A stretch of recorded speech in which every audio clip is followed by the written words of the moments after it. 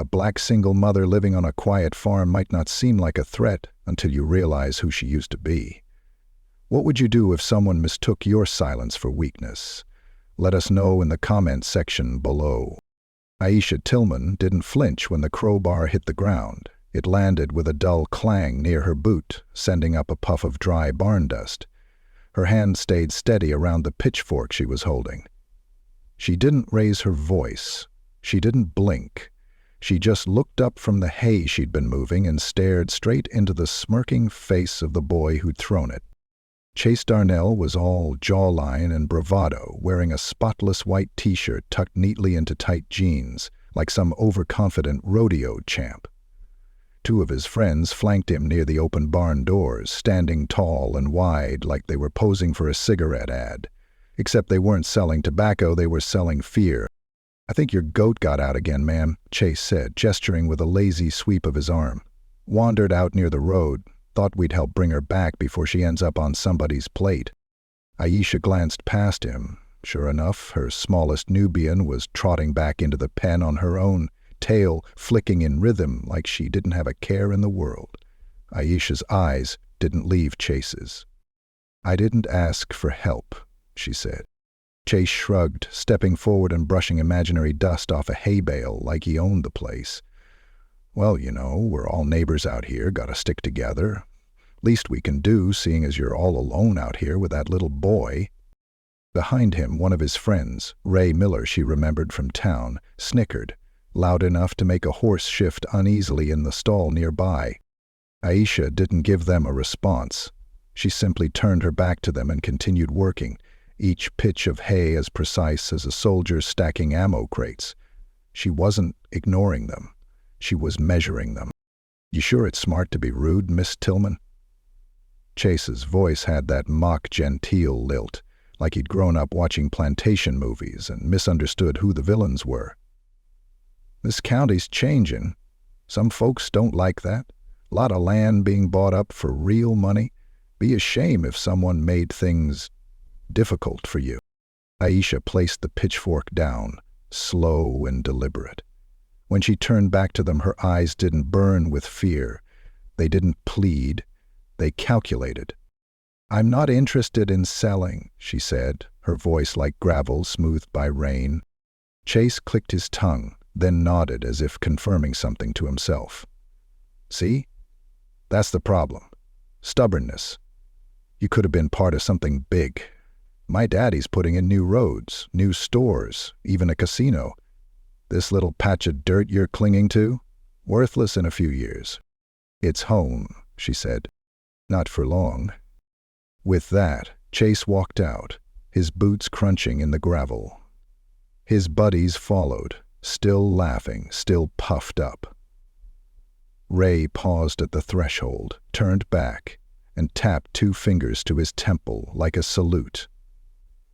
"Take care now, sniper lady." The barn was quiet again. Ayesha exhaled through her nose. Then she walked to the side wall, behind a false panel, and pulled out a rusted metal box. She hadn't opened it in 10 years. Inside was a photo of a man in uniform, a folded American flag, a worn green beret, and a well-oiled M24 sniper rifle, wrapped in a weatherproof cloth. She didn't touch the rifle. Not yet. She just closed the box again and locked it back behind the panel. Then she looked toward the house, where Malik's bicycle was parked near the porch, its front wheels still spinning from an earlier ride. The farmhouse stood solid and quiet, surrounded by rows of corn and squash under the late afternoon sun.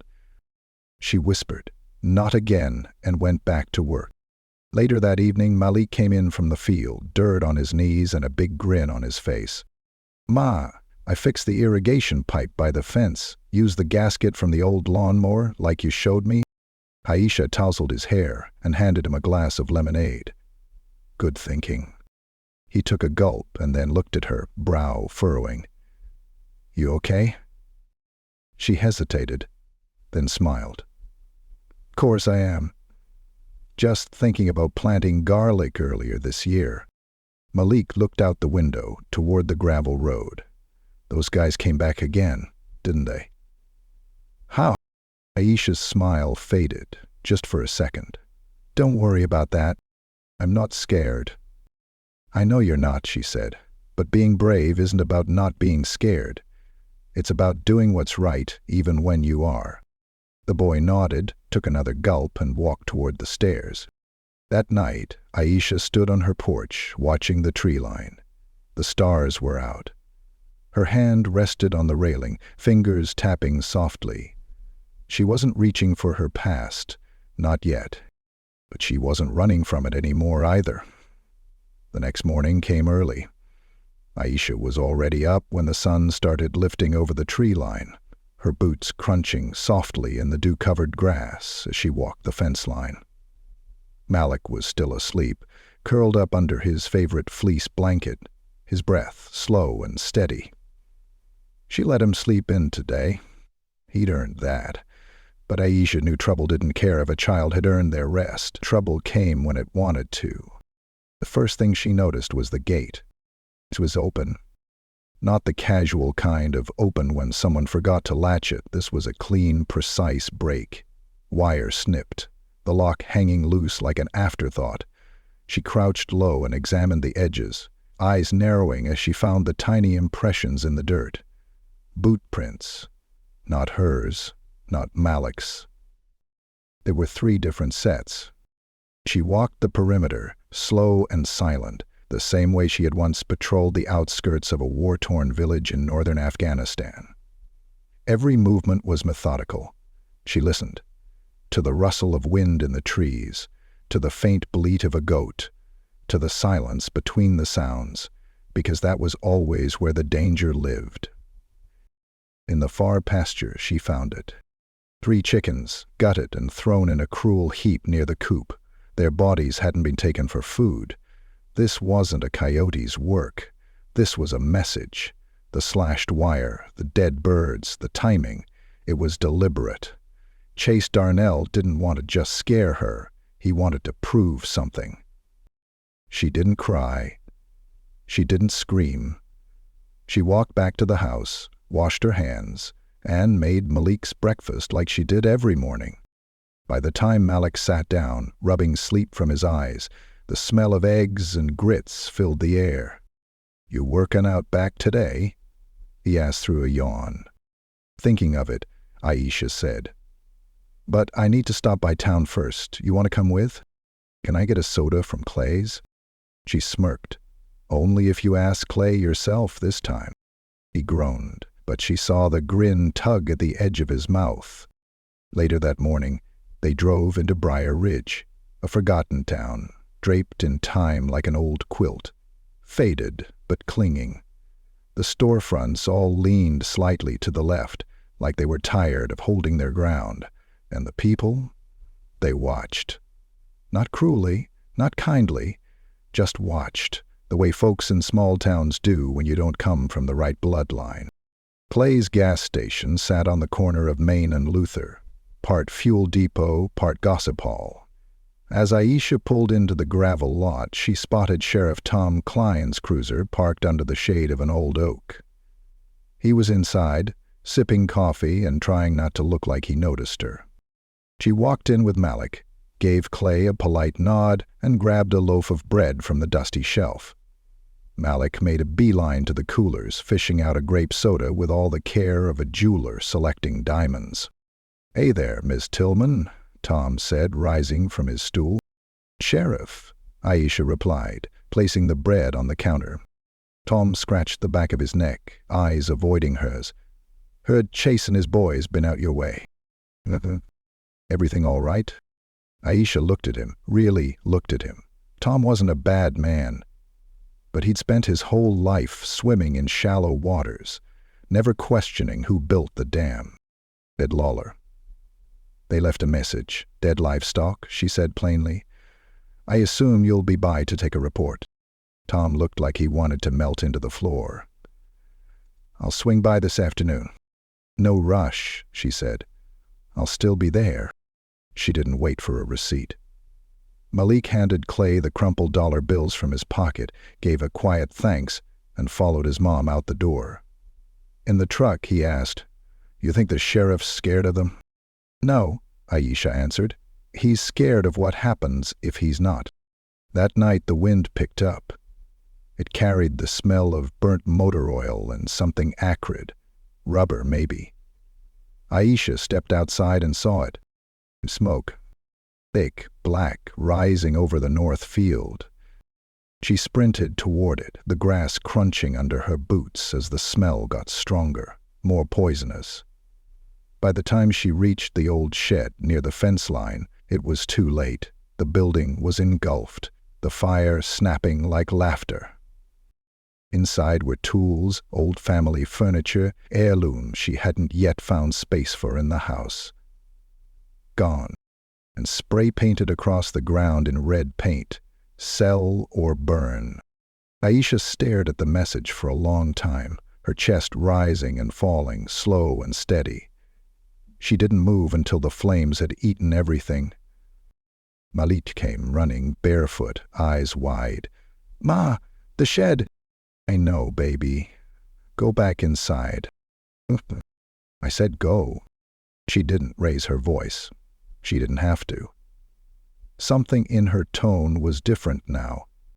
Back inside, after she made sure Malik was safe, she walked to the closet, reached behind the coats, pulled out the old duffel bag. Inside was the gear she hadn't touched in over a decade. Camo, boots, a knife with notches along the handle, and the GPS unit she used to track insurgent movement. She checked the battery. Still worked.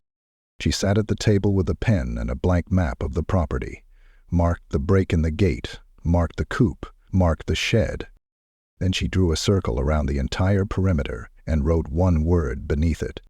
Perimeter, active. By the time she turned out the light, she wasn't thinking like a farmer anymore. She was thinking like a sniper. 2 nights passed without incident. Then 3. The fire marshal came out, scribbled a few half-hearted notes, and ruled the blaze inconclusive. Sheriff Klein filed the report but didn't ask for a follow-up. Ayesha didn't push him. She didn't need the system to respond. She had already decided this wasn't a matter for the system anymore. She waited. She knew they'd come back. Boys like Chase always did. They didn't just want to intimidate, they wanted to break you. And if fear didn't work, they'd come to finish what they started. So she let the grass regrow near the edge of the barn, left the tools out in plain sight, moved Malik's bike a little closer to the tree line as bait. She kept the porch light off. But the motion detectors? She rewired those herself. They were rigged now to her private alert system, a pulse of vibration under her floorboards and a silent flash on her nightstand. The night it happened, she was already awake, sitting at the table, a cup of black coffee in hand, staring out into the dark like it owed her answers. The vibration came at 2:14 a.m., just one, south quadrant, near the tool shed. She didn't rush. She stood, slow and silent, and reached into the back of the pantry where she'd bolted a metal case to the studs. Inside was the M24, no scope yet. She wasn't planning to shoot, not tonight. Tonight was observation.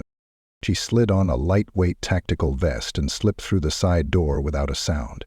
Even the boards beneath her boots didn't creak. She crossed the yard with the shadows as her cloak, moving along the blind spots between trees. When she reached the hill behind the barn, she crouched low and pulled out a monocular. There they were, 3 of them. Same as before. Ray was trying to cut through the chain to her tool trailer with a set of bolt cutters that looked too new to be his. One of the others, a boy she didn't know, skinny, maybe 18, was kicking over the feed buckets like a toddler in a tantrum. The third? Chase. Of course. Standing near the fence, flashlight off, holding what looked like a jug of gasoline. Ayesha smiled to herself.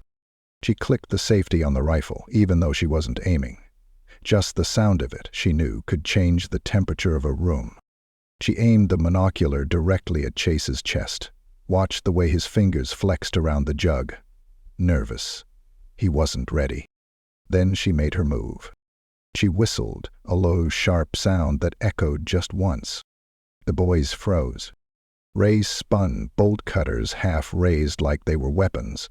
The skinny one dropped a bucket, the clatter loud and stupid. Chase didn't move, but his chin lifted like he could feel the crosshairs. "Who's there?" Ray barked, his voice cracking like glass under pressure. Ayesha didn't answer. Instead, she activated the next trap. With a click from her phone, 3 floodlights snapped on in a triangle pattern, surrounding the intruders in harsh white light. The shadows swallowed them from behind. They were exposed, every one of them. And then came the sound. A long metallic zip from behind them. A tethered motion sensor noisemaker she'd suspended from the tree line. It mimicked a racking shotgun slide, loud enough to bounce off the barn walls.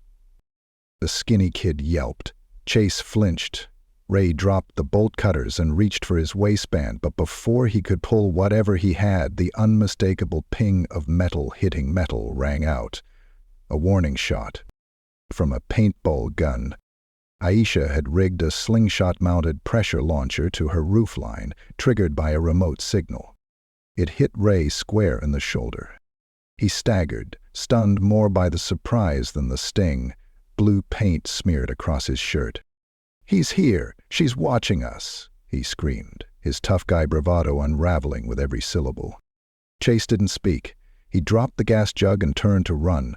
The skinny kid tripped over the chicken wire on his way out and crawled until his legs caught up with his fear. Ayesha stayed put, watching them scatter into the woods like roaches under light. She let them go. There was no victory in catching them, yet. Not tonight. When she returned to the house, Malik was standing at the top of the stairs in his pajamas, rubbing his eyes. "You went out again," he said quietly. She set the rifle down by the door. "They won't come back for a while." "You scared them?" "I reminded them," she said. He nodded, then went back to bed. He didn't ask what she meant. The next day, Ayesha drove into town again. This time, she didn't stop at Clay's. She went to the hardware store and bought out half the lock supply. Extra barbed wire, infrared cameras, industrial-strength fencing nails. The clerk raised an eyebrow as he rang it all up. "You got a zoo to fortify or something?" Ayesha looked him in the eye. "Something like that?" At the far end of town, she stopped outside the county courthouse. Commissioner Boyd Darnell's name was engraved in bronze on the sign near the front steps. She stared at it for a long moment, then reached into her glove box and pulled out an envelope. Inside was a copy of a deed. Her family's deed. It went back 5 generations. She walked up the steps and handed it to the clerk in the records office. "I want this notarized and certified again, and I want it copied twice." The clerk looked confused. "It's already official." "I want it double official," she said. "I want everyone who tries to take this land to know they're messing with legal ground, not just dirt." That afternoon, she installed the new sensors, reinforced the fencing, and placed laminated no trespassing signs around the property, each one anchored with bolts and backed by pressure alarm. She didn't rest. Not yet. Because Ayesha Tillman knew better than anyone, peace doesn't come from hoping for it. Peace is earned. Peace is protected. And now, peace was armed. The week crawled by with no sign of Chase or his crew. But Ayesha didn't relax. She kept the same early wake-ups, the same midnight watches, the same slow, deliberate patrol of every fence post. Malik started riding his bike in circles near the shed again, like nothing had happened, like the monsters were all gone. Ayesha didn't stop him. She knew pretending was part of healing. But her eyes never stopped scanning the tree line. It was Thursday afternoon when the town started whispering. Sheriff's office raided the Darnell construction site. Boyd Darnell's under investigation. Agents at City Hall. The news trickled in from Clay's, the hardware store, Lena's school, and by the time Ayesha heard the full story, it was already halfway wrapped up in legal tape. Turns out, Boyd Darnell had been falsifying land survey reports, rerouting county money into shell companies and using Chase to strong-arm landowners, especially black and brown families, off their property under the guise of development. The state stepped in. Chase had been arrested for trespassing, destruction of property, and intent to commit arson. Ray had flipped, testified against all of them, said Chase promised him they'd split the profits once they got Ayesha off her land, said Boyd had paid them in cash and favors, wiped records, pulled strings. All of it was unraveling now. The local paper called it the Briar Ridge land grab scandal. But in Ayesha's kitchen, it was just Friday. The smell of cornbread filled the air. Malik was at the table, pencil in hand, finishing a math worksheet. Outside, the sun bent low, casting long shadows across the porch. There was a knock at the door. Ayesha opened it to find Sheriff Tom Klein standing there, hat in hand, not in uniform. Behind him, Lena Watkins, her friend, the schoolteacher, her eyes already glistening. "I heard," Ayesha said before either of them could speak. Tom nodded. "Thought you deserved to hear it from me. Boyd? Indicted this morning. State's got enough to bury him in paperwork for the next decade. And Chase? Juvenile court waved him up. He's facing real time." Ayesha leaned against the doorframe, arms crossed. "You knew." Tom looked down at his boots, then back at her. "I suspected, but I didn't know how deep it went, or who else was involved. I'm sorry I didn't step in sooner." She studied him. There was shame in his voice, but also something else. Regret, shaped like a man trying to come back from failure. "You have kids?" she asked. "Homegirl. She's 9. Then let me ask you this, Sheriff. What would you have done if someone came for your girl's home in the middle of the night, cut her fence, burned her barn?" Tom swallowed hard. "Same thing you did." Ayesha nodded slowly, then opened the door wider. "Come in. I made cornbread." Tom looked surprised. "Ma'am, you want to make it right? Start here. With honesty. With listening." Lena stepped forward first, pulling Ayesha into a tight hug. "You're a damn fortress, woman." "Not a fortress," Ayesha said, her voice soft. "Just a mom." They sat at the table, the three of them, while Malik brought out butter and jam like he was hosting a dinner party. Tom listened, really listened, to the vandalism, the threats, the hours Ayesha spent alone protecting a land too many people tried to take. By the time he left, he'd made 2 promises: that no family would face this kind of intimidation again on his watch, and that the sheriff's department would install a permanent hotline for landowner complaints. Malik leaned against the porch railing that evening, sipping a soda. "You think they'll leave us alone now?" "They have to," Ayesha said. "We made sure of it." He watched her for a long moment. "You think it's okay if I bring a friend from school out to the farm? Show him the goats?" She smiled. "It's more than okay." That night, for the first time in weeks, Ayesha slept through the night. And the land was quiet. Not from fear, but from peace. By Saturday, the town had shifted, something in the air. People at the farmer's market stopped her not to pity her, but to ask how she was doing, to offer help. Clay gave her 2 crates of produce just cause. Lena invited her to speak at the school's career day. Malik beamed when he heard that. "She used to be a sniper," he told one of his friends, "like the kind you see in movies." Ayesha laughed. "I also grow squash and yell about bedtime. That part never makes it into the movies." Later that afternoon, she walked to the edge of her property, to the old stump where her grandfather used to sit. She placed her hand on the bark, felt the grooves, remembered the calluses on his hands. "We kept it, Granddaddy," she whispered. "It's still ours." A breeze moved through the trees like a whisper in reply. She stood there a moment longer before turning back toward the house, where Malik had just set out chairs for the evening. Ayesha picked up a pitcher of lemonade and joined him. And as they sat together, mother and son, under the sky she had fought to protect, Ayesha Tillman finally allowed herself to believe that maybe, just maybe, the war was over.